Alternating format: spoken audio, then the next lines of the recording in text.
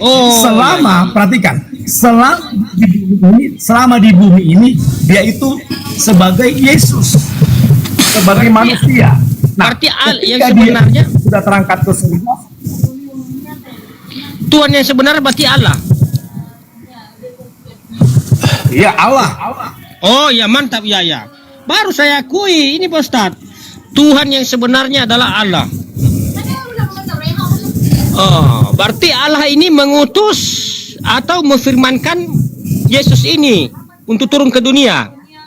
Betul? Ya. Betul lah. Ya ya ya. Itu cocok itu dari tadi kau muter-muter lagi kita di tadi ya Pak Ustadz. Iya. Difirmankan. Berarti kita mengimani Yesus. Aduh. Iya, mutar-mutar kadang-kadang.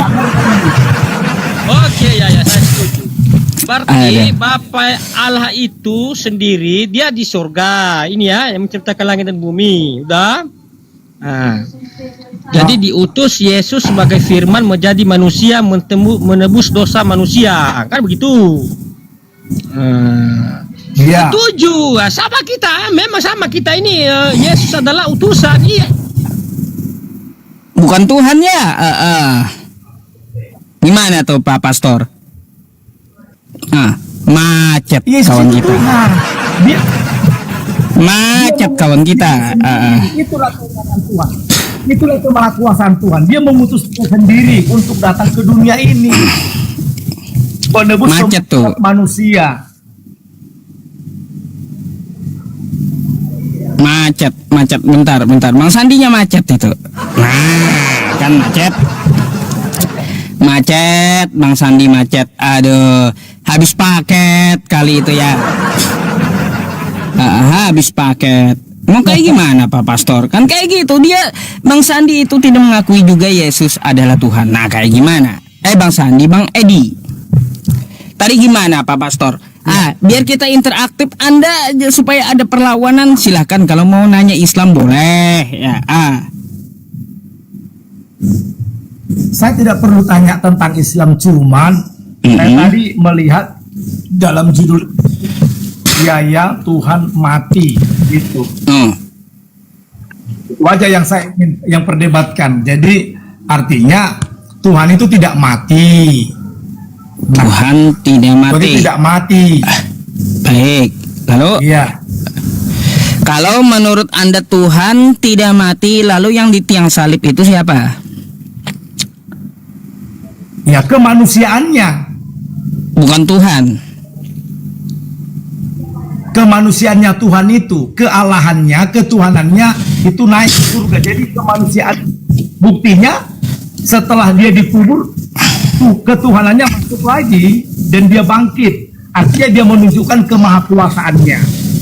Pak Pastor, yang saya tanya sekali lagi sama Anda ya, yang di tiang salib, yang disalib itu Tuhan atau bukan gitu?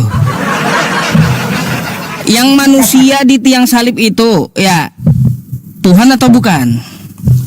Itu saya katakan Tuhan, tapi dalam kemanusiaannya, ngerti nggak? Tuhan dalam kemanusiaan. Ya. Tuhan dalam kemanusiaan. Jadi Tuhan itu di dalam manusia gitu. Iya, dalam manusia. Tuhan dalam manusia. Oh, berarti Bapak Roh Kudus ikut tersalib. Ketuhanannya, maksudnya Iya. kemuliaannya. Iya, saya tahu berarti Bapa dan Roh Kudus ikut juga tersalib gitu. Karena Tidak. di dalam manusianya. Tidak itu tersalib. Tidak ikut. Iya. Berarti lepas ketuhanannya. Lepas ketuhanannya. Berarti kalau lepas ketuhanannya yang di tiang salib bukan Tuhan. Bukan Tuhan lagi, sudah kemanusiaannya. Berarti Anda ya bilang di awal tadi seharusnya yang di tiang salib bukan Tuhan. Kayak gimana sih muter-muter ya, berbelit-belit dah sama saya. Bingung jadinya. Nah, tapi setelah dia dikubur, kemudian dia menunjukkan ketuhanannya, kealahannya, dia bangkit lagi. Nah, Ya jadi gini di situ Pak Pastor, saya kasih bahwa tahu Anda. Berarti dosa Anda ditebus oleh yang bukan Tuhan. Gimana sih? Udah saya tekankan di awal, kalau lepas ketuhanannya berarti dosa Anda ditebus yang bukan Tuhan di tiang salib. Macam mana? Masuk kan logika? Ditebus oleh Tuhan. Nah, katanya di tiang salib udah melepas ketuhanannya. Ya, tapi setelah dosa kami ditebus, maka ya udah bebas. Nah, setelah itu dia bangkit lagi untuk menunjukkan ternyata Tuhan itu luar biasa. Oh, Dia bisa jadi bangkit begini lagi ya Pak lewat Pastor. kemanusiaan. Artinya gini, segala nubuatan ya, terus katanya penebusan dosa dengan memakai darah manusia. Tuhan datang menebus dosa, ternyata hoax karena yang menebus bukan Tuhan. Mana sih? Yang menebusnya bukan Tuhan, masalahnya di tiang salib, tapi manusia. Tuhan yang menebus. Satu contoh saya katakan, ya. Nah, satu contoh. Nah, ibarat seorang polisi. Nah, jadi kan orang kan akan takut kepada polisi. Orang kan takut kepada polisi, kepada orangnya atau kepada bajunya. Belum tentu orang takut sama polisi, Pak Pastor. Kan contohnya karena bajunya. Nah, coba kalau dia pakai baju preman seperti itu. Waduh, Pak Pastor, polisi dia gini ya, polisi sama saya, dia pakai baju polisi, saya nggak takut, saya ajak berantem dia berani saya. Yang bikin orang takut dengan polisi itu senjatanya, bukan bajunya. Kita kan mengenal polisi kan dari pakaiannya, betul? Nah, Terus? tapi kalau dia akan melepaskan pakaiannya, kita kan nggak tahu bahwa dia polisi. Nah, jadi sehingga kita kan dekat dengan dia, bisa berbincang-bincang dengan. Coba kalau dia memakai kepolisiannya, bajunya, maka orang-orang kan akan segan. Tapi kalau dia berpakai baju preman, maka bisa akan berbincang-bincang. Jadi sama seperti Tuhan. Nah, dia melepaskan kemuliaannya di surga dan menjelma menjadi manusia supaya dia bisa dekat dengan manusia berdosa. Supaya manusia bisa ditebus. Manusia bisa diajari oleh Tuhan. Balik ya teman-teman. Perasaan kalau sama saya ya Pak Pastor, banyak polisi yang segan sama saya. Padahal saya pakai baju biasa tuh, kayak gini aja gitu. Kayak gimana? Nggak cocok, nggak masuk itu analogi. Maksudnya itulah satu perumpamaan yang saya katakan. Artinya supaya mengerti kenapa Tuhan bisa menjelma menjadi manusia begitu. Jadi Anda mau samakan Tuhan dengan polisi gitu? Bukan saya samakan, tapi begitu istilah satu perumpamaannya. Perumpamaan, pusing kali ya, berbelit-belit gitu Pak Pastor. Iya, saya aja pusing dengar Pak Pastor loh. Supaya Pak Ustadz jangan pusing, makanya saya buat satu terjemahannya, saya umpamakan begitu. Supaya Ustadz paham, ada pemahamannya tentang bagaimana Yesus bisa menjadi manusia begitu. Sekarang saya mau tanya deh ya, untuk menebus dosa itu nabi mana atau nubuatan mana yang mengatakan menebus dosa pakai darah manusia? Maksudnya gimana? Katanya kan Yesus di tiang salib itu udah dinubuatkan dia menebus dosa manusia, betul? Ya, betul. Siapa yang menubuatkan menebus dosa manusia itu pakai darah manusia? Masalah menubuatkan, semua kitab mulai dari Kejadian itu, ya dari awal itu sudah dinubuatkan bahwa Yesus akan menebus dosa umat manusia. Supaya satu pun nggak saya temui, Pak. Di perjanjian lama itu menebus dosa pakai darah manusia. satu pun nggak pernah saya temui. Nabi mana atau ajaran mana ya dari di perjanjian lama mengatakan kayak gitu? Bukan. Itu dalam kitab Yesaya 53. Waduh, Anda yakin bahwa Yesaya 53? Ya, saya yakin. Baik. Di Yesaya 53 nomor 10, penebus dosa itu ya, penebus itu ya, dia akan melihat keturunannya, umurnya akan panjang. Kalau itu untuk Yesus, coba Anda tunjukkan sama saya keturunan Yesus. Enggak usah jauh, istrinya aja dulu dah, istrinya tunjukin sama saya. Siapa?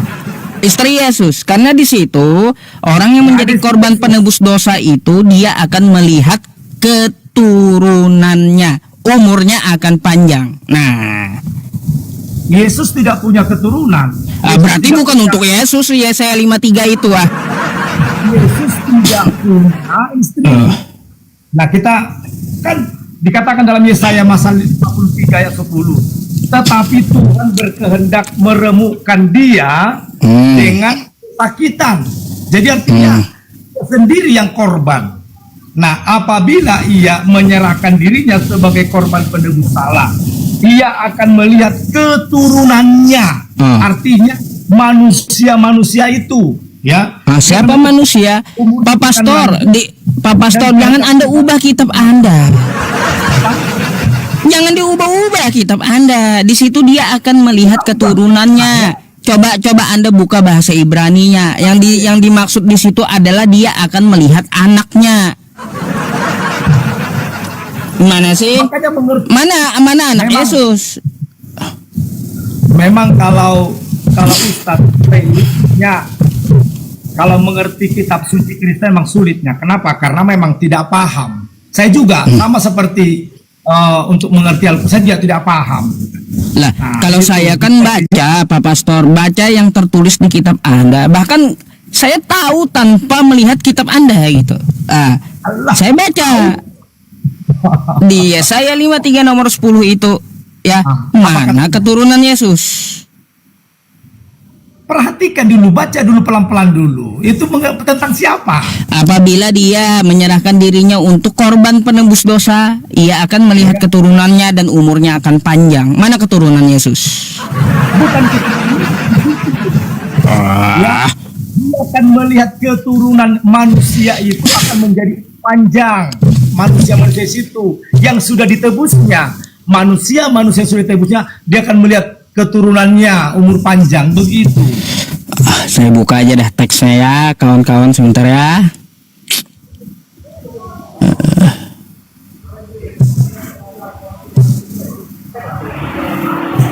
Saya 53 nomor 10. Nih ya. Tuh ya. Nih, jangan diubah-ubah kitab Anda ya. Ia akan melihat keturunannya. Dari awal dulu. Tetapi Tuhan berkehendak meremukkan dia dengan kesakitan. Apabila ia menyerahkan dirinya sebagai korban penebus salah, ia akan melihat keturunannya. Artinya keturunan dari korban penebus ini mana? Anaknya mana? Bukan tetapi yaitu akan dilihat panjang tuh umurnya, lanjut umurnya gitu. Bukan Yesus berketurunan, tidak. Iya, umurnya akan lanjut kan kayak gitu, betul. Iya. Ia akan melihat keturunannya. Saya sepakat itu, Pak Pastor. Ya, Anda kan paham tuh kata-kata imbuhan, belajar kan bahasa Indonesia, kata ganti imbuhannya. Artinya merujuk kepada siapa yang dibahas, korban penebus dosa. Manusia yang ditebusnya itu, manusia yang ditebusnya itu. Aduh, Pak Pastor ini ya.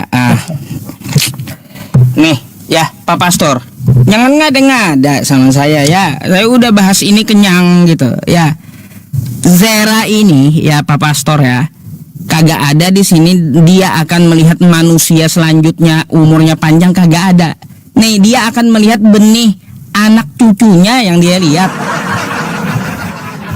Aduh. Tuh Zera. Memang sulit ya. sulit kalau untuk mengerti tentang kitab Kristen itu sulit bagi Ustadz PI, tak ngerti. Kalau saya kan gak mau ubah-ubah, ya sesuai dengan apa yang dituliskan oleh kitab Anda saya baca kayak gitu. Ngapain saya ubah-ubah kitab Anda? Ntar penistaan pula. Kan gitu ya teman-teman, penistaan katanya kan gitu. Ngelak juga ini kayaknya Pak Pastor. Pak,